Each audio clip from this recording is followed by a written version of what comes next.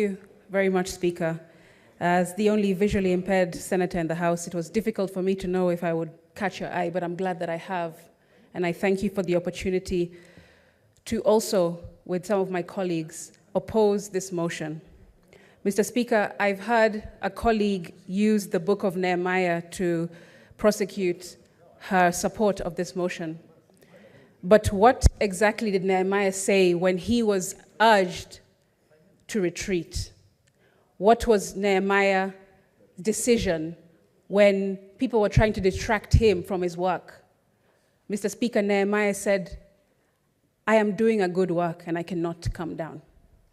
And that's what Gen Z are also saying to the executive and to members of parliament, that they are doing a good work, standing up, speaking for themselves and for their colleague young men and women who are out in the streets, Mr. Speaker, and they cannot come down.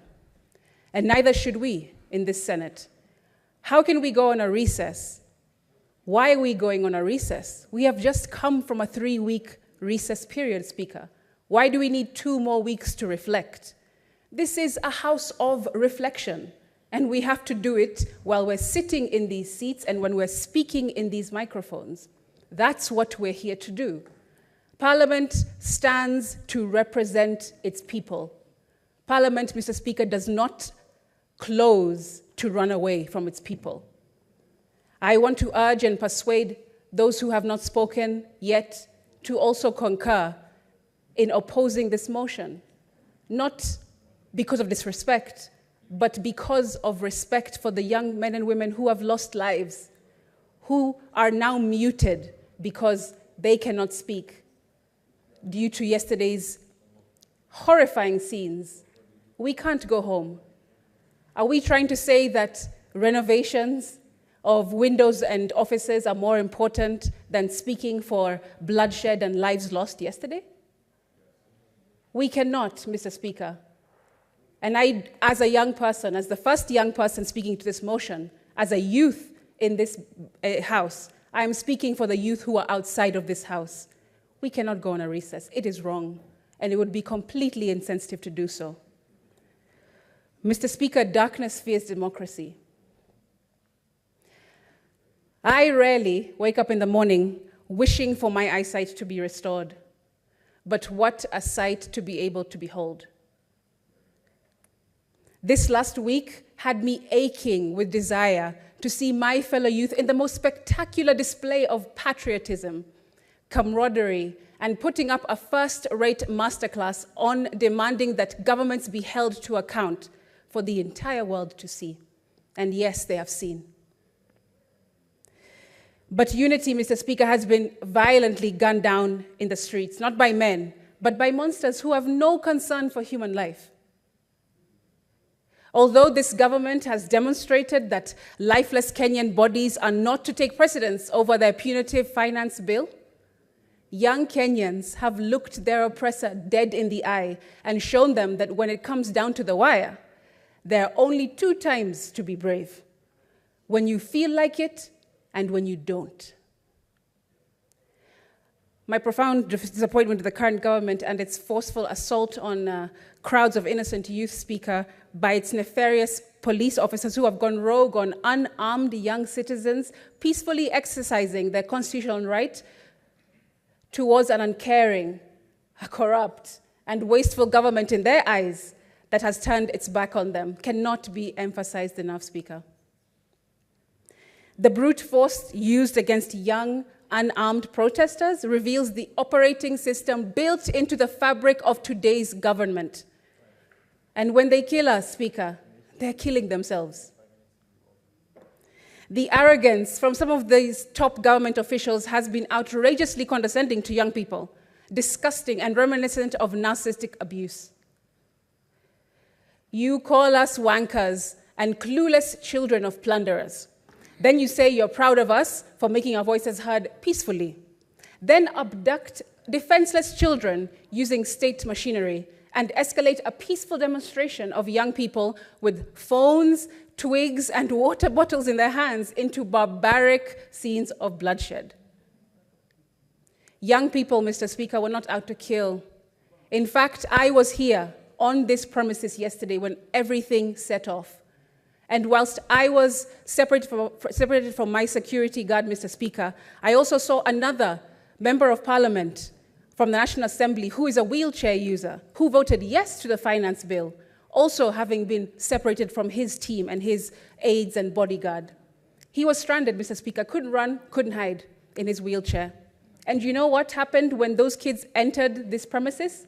3 young boys saw this member of parliament who voted yes for the finance bill, and instead of reprimanding him, instead of reading him their minds, giving them a piece of their minds, you know what they did? They actually carried this member of parliament in his wheelchair to the tunnel so that he can go and seek refuge across in Bunge Towers. And then the 3 boys ran back and joined their fellow comrades. That's what happened. These kids don't operate in mendacity, Mr. Speaker. They are moral youth who are just trying to get their voices heard.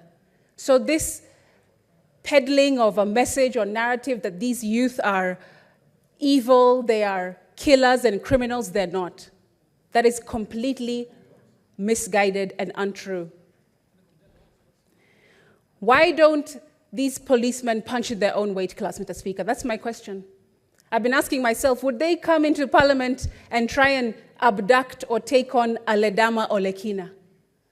Would they be able to have the balls to come and abduct and violate the safety of Samson Cherargei? They wouldn't, Speaker, because they know that all they're doing is showing a brute force, using their shields and using their armor and using their artillery, pouring it on young, defenseless Kenyans.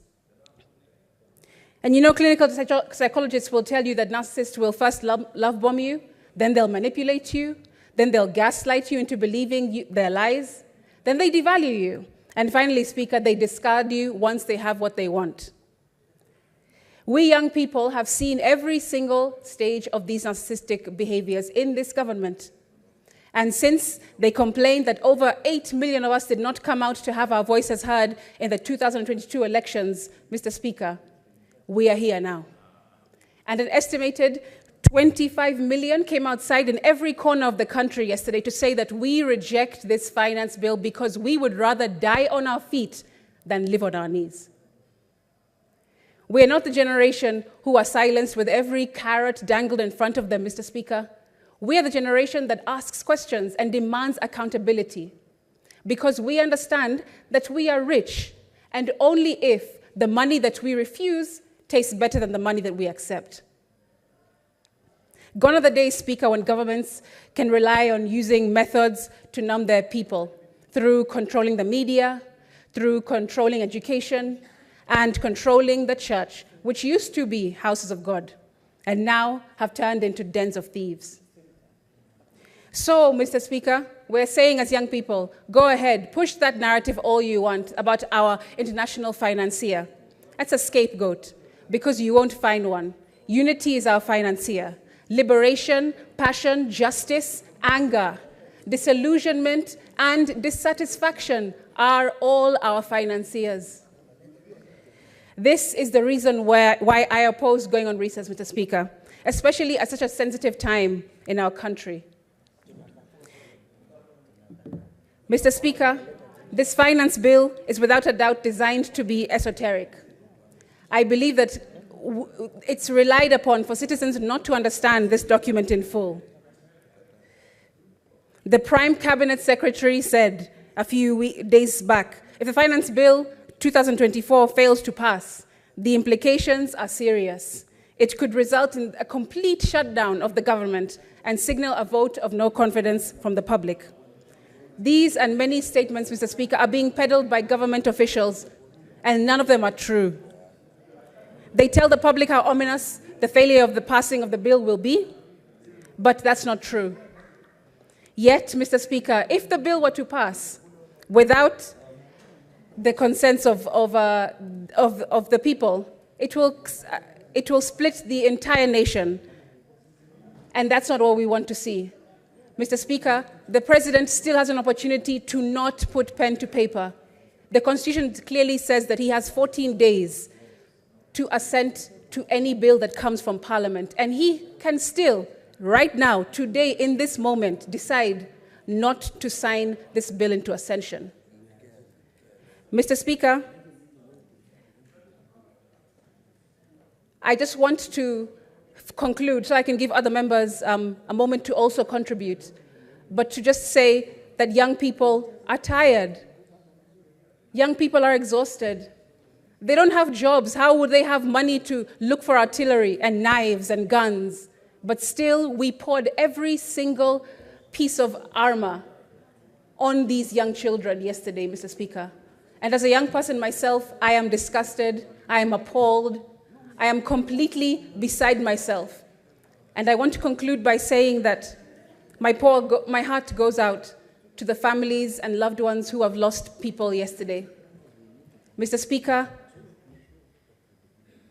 I was disappointed to hear the President's speech yesterday. I had hoped that more unity would have come from it, but there was no empathy for the pain that Kenya is feeling right now, Mr. Speaker.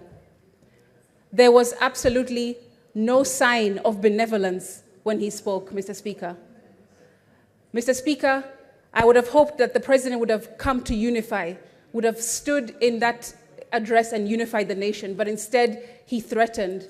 Instead he was glassy. Instead he was cold. And Mr. Speaker, I just want to comfort those in closing by saying that even though they cut our wings and tie our feet, still we will rise. Viva, comrades. Now, Honorable